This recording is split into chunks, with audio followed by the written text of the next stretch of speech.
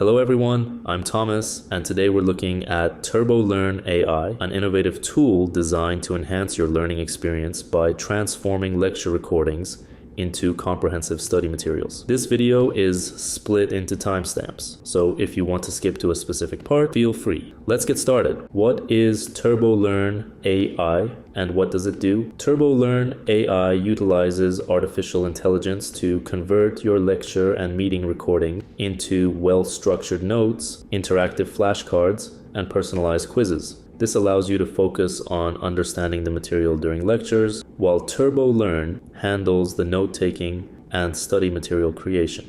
How to use TurboLearn AI. 1. Download the app. Install TurboLearn AI from the Google Play Store or the Apple App Store. 2. Create an account. Sign up using your email or social media accounts. 3.